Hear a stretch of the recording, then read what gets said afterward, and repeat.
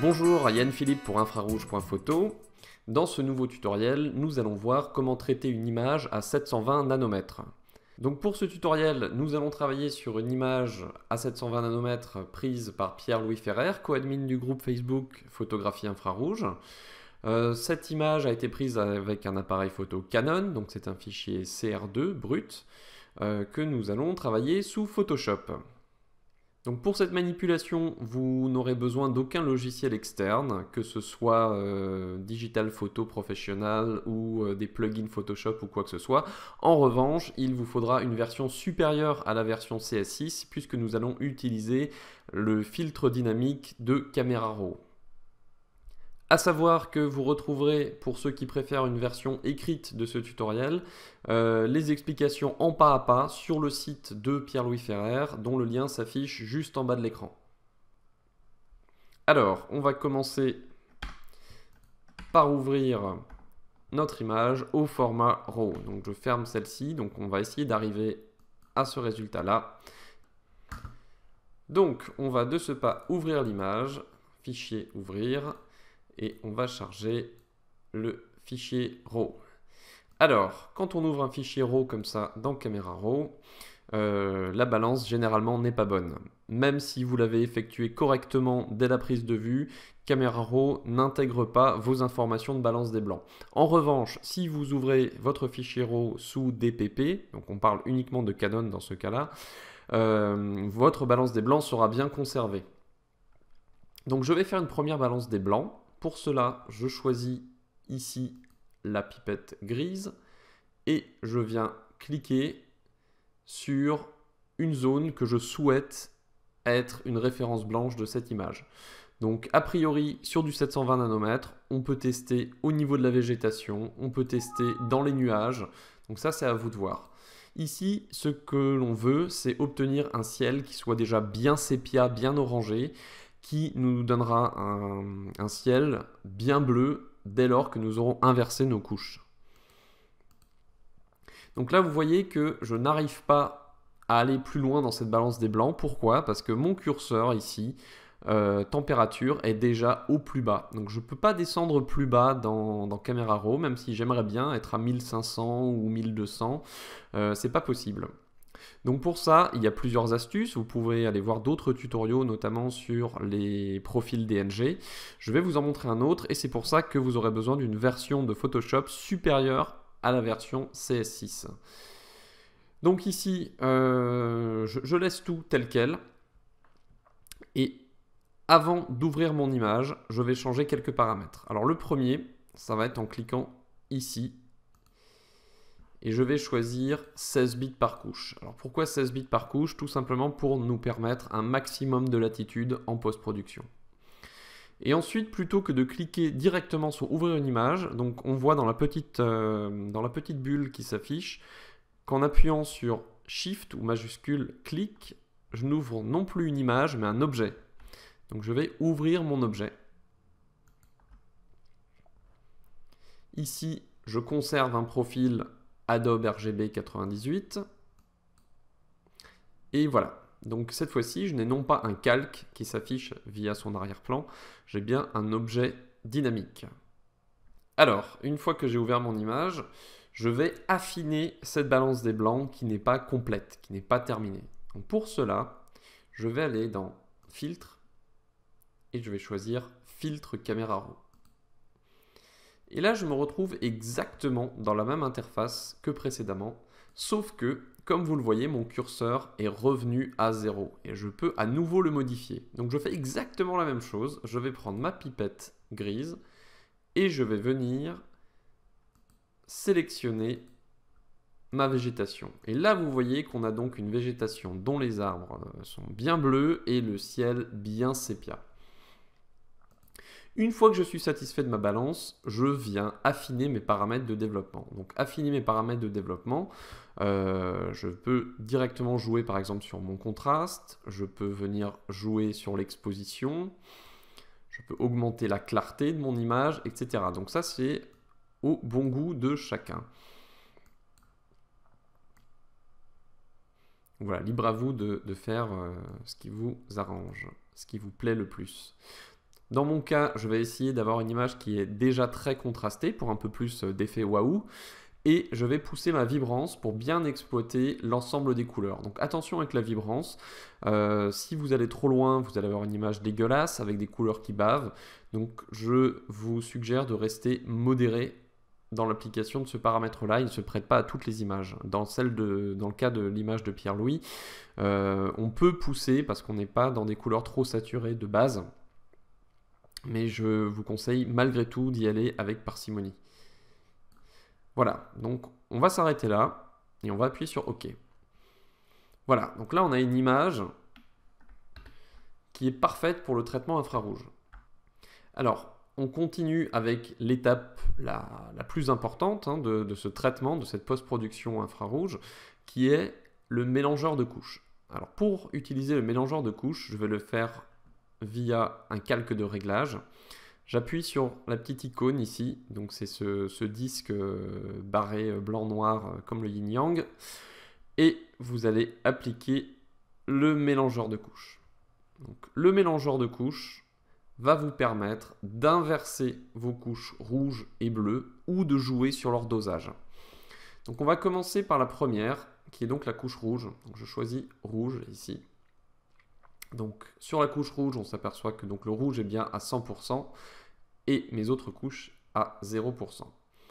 Pour inverser la couche rouge et la couche bleue, je vais passer ma couche rouge à 0% et ma couche bleue à 100%.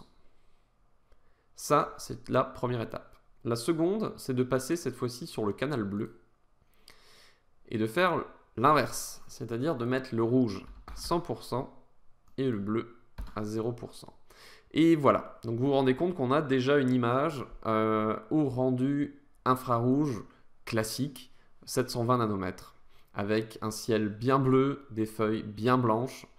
Voilà, donc on va continuer avec une technique de Pierre-Louis, donc c'est particulier à son image, et c'est d'aller toucher la couche verte. Donc pour cela, je vais choisir le vert dans mes couches, et je vais doser mon vert entre mes deux autres couches rouge et bleu. Donc je vais répartir cette couche verte à 100% dans ma couche rouge et ma couche bleue. C'est-à-dire que je vais distribuer les valeurs de cette couche aux deux autres.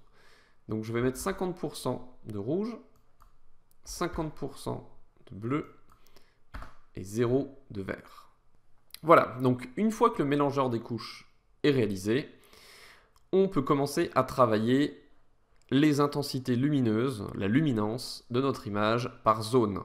Donc pour cela, je vais déjà, donc pour des questions de simplicité du tutoriel, préaplatir mon image. Donc préaplatir mon image, c'est-à-dire travailler en destructif et ces deux calques, donc mon objet dynamique et mon calque de réglage, les aplatir en un seul calque. Donc pour ça, je vais faire calque, aplatir l'image.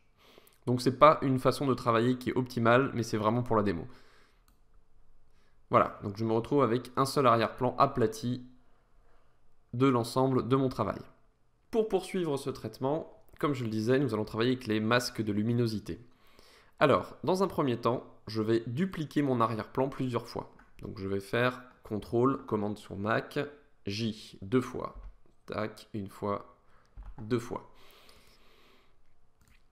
Je désactive le calque du haut et je vais me concentrer sur le premier que je viens de générer. Je vais aller dans Sélection, Plage de couleurs.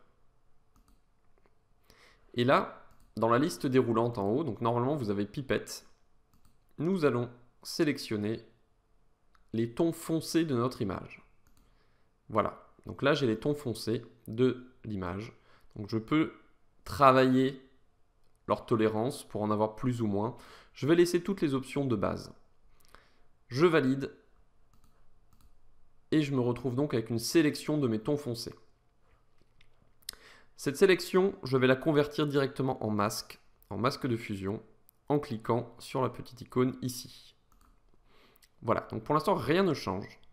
Mais si je change mon mode de fusion de ce calque 1 en produit, je vais densifier toutes les zones sombres de mon image. Donc là, vous voyez qu'on gagne en profondeur en assombrissant les troncs d'arbres, les branches qu'on peut voir à travers les feuilles, ainsi que le ciel.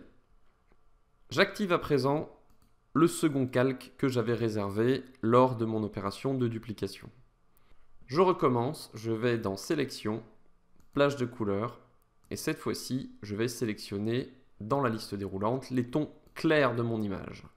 Donc voilà, là j'ai l'ensemble des tons clairs. Une fois encore, je peux gérer la tolérance. Et je valide. Je fais exactement la même chose que précédemment. Je crée un masque de fusion. Mais cette fois-ci, je vais choisir non pas produit qui, lui, va assombrir mon image, mais je vais choisir superposition. Voilà, donc là, j'éclate mes blancs. Le calque s'applique de façon beaucoup trop forte dans mes hautes lumières. Pour cela, je vais venir jouer sur l'opacité de ce calque et je vais la réduire à 30%. Donc là, c'est libre à vous, ça dépend de votre image. Vous pouvez évidemment faire varier cette opacité comme bon vous semble. Donc ça me permet d'avoir des blancs un peu moins sales, un peu moins gris dans les feuilles de mes arbres. Donc voilà, on va continuer le traitement en faisant une petite chromie. Donc d'abord, on va s'attacher à bosser les bleus du ciel. Donc pour cela, je clique toujours sur mes calques de réglage et je vais choisir correction sélective. Donc la correction sélective va me permettre, dans chacune des couleurs affichées dans la liste déroulante, rouge, jaune, vert, cyan, etc., de doser plus ou moins les autres couleurs du cercle chromatique. Donc dans notre cas, pour bosser le ciel, on va choisir les cyans et les bleus. Donc je commence par les cyans. Et dans mes cyans, je vais ajouter du cyan. Donc j'ajoute du cyan dans mon cyan. J'ajoute également du magenta dans mon cyan. Je diminue mon jaune, donc si je diminue mon jaune, je vais ajouter du bleu par complémentarité.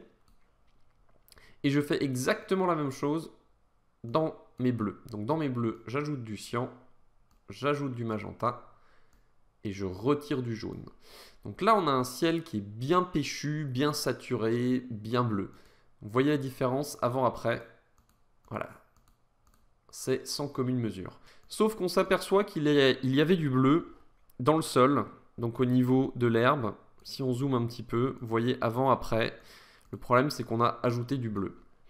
Donc pour se débarrasser de ça, on va utiliser notre masque de fusion ici. De façon assez simple, je vais prendre mon pinceau. J'utilise le noir, je peins à une opacité de 100%. Et je vais venir masquer l'application de ce calque de réglage dans le bas de notre image. OK. Et pour terminer, je vais choisir balance des couleurs, toujours en calque de réglage. Et je vais venir travailler mes tons clairs. Donc là, on a une végétation feuillue bien blanche, peut-être un petit peu trop blanche. On va venir redonner un petit peu de couleur, puisqu'on travaille dans le style de Pierre-Louis Ferrer. On va essayer de donner un petit peu de ton crème. Donc pour cela, dans mes tons clairs, je vais venir rajouter un petit peu de jaune, un petit peu de rouge et un petit peu de magenta. Donc là, il faut vraiment y aller tout doux. Ça se joue au point près. Alors, une fois que vous avez appliqué votre balance des couleurs, on se rend compte qu'il y a un problème. C'est que ma balance des couleurs éclaircit mon image et je me retrouve avec des zones qui sont vraiment cramées. Donc on voit ici dans l'herbe qu'on perd masse de détails. Ici, au niveau des feuilles, la même chose. Donc pour pallier à ce problème-là, je vais travailler avec les modes de fusion. Et alors que ma balance des couleurs est en mode normal, je vais la passer en mode couleur. Donc la passer en mode couleur, ça va faire en sorte que simplement la teinte va venir s'appliquer à mes calques situés au-dessous de ce calque de réglage.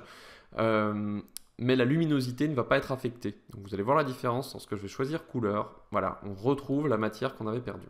Deuxième partie de notre travail sur le calque de réglage balance des couleurs, ça va être du masquage. Alors pourquoi du masquage? Simplement parce que nous avons travaillé dans les tons clairs, donc dans les hautes lumières de notre image, et par là même, nous avons également affecté les nuages qui se retrouvent affectés de dominantes rouge, magenta et jaune. Or, ce n'est pas ce que nous voulons.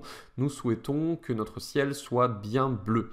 Pour cela, nous allons donc choisir l'outil pinceau avec une couleur de premier plan noir et nous allons venir masquer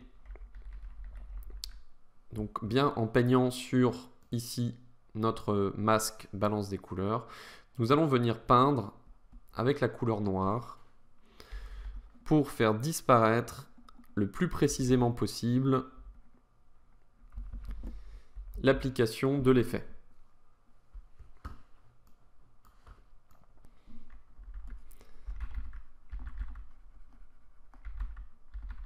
Donc là, ça demande un petit peu de temps, il faut être patient. Si vous le faites à la souris, c'est un petit peu plus compliqué. Vous pouvez vous aider, pour les plus avancés, d'outils de détourage. Le mieux étant vraiment de recourir à une tablette graphique. Alors là, je le fais sans zoomer, mais n'hésitez pas à zoomer pour affiner votre masquage autour des feuilles, histoire de ne pas avoir de pollution colorée qui dépasse, qui déborde un petit peu. Donc voilà, si vous avez été bien attentif en classe de maternelle, vous devriez vous en sortir comme des chefs. Donc à présent que notre calque balance des couleurs est masqué, nous arrivons à la fin du traitement de cette image. Donc nous allons rajouter un petit peu de netteté, donc c'est totalement un choix personnel. Vous pouvez ne pas le faire si l'image vous convient dans cet état-là. Donc dans un premier temps, je vais réaliser ce qu'on appelle un pré-aplati de l'ensemble de mes calques. Pour cela, je vais faire le raccourci CTRL, commande sur Mac, Alt, Shift E, donc CTRL, Alt, Shift E. Donc vous voyez apparaître un nouveau calque qui est la résultante de l'ensemble des calques de ma palette. Et je vais choisir Filtre, Divers, Passe haut. Et là, je vais choisir une valeur, je vais mettre 10, vous pouvez aller plus haut dans les valeurs, donc ça c'est à vous d'expérimenter. Je vais choisir, allez, 15. 15, voilà. Puis je vais faire Image, Réglage, Désaturation. Et ensuite, je vais changer le mode de fusion de ce calque 2 en lumière tamisée. Donc, vous voyez la différence. On peut également choisir incrustation pour un effet encore plus puissant. Donc je ne recommande pas parce que vous risquez d'avoir des contours qui bavent et des faux effets HDR pas très heureux. Donc tout ça, ça dépend évidemment du paramètre de passe haut que vous avez défini à l'étape précédente. Donc généralement, je reste en lumière tamisée et je me mets à une opacité de 75%. Ainsi, l'effet reste discret. Pour finir, on effectue un recadrage. Je choisis donc l'outil recadrage et je rogne les zones qui ne m'intéressent pas dans cette image. Nous arrivons donc au bout de ce tutoriel sur le traitement de la photographie infrarouge à 720 nanomètres. J'espère que vous avez appris plein de choses. N'hésitez pas à poser vos questions sur le groupe Facebook Photographie infrarouge. Et quant à moi, je vous retrouve plus tard sur un autre tutoriel.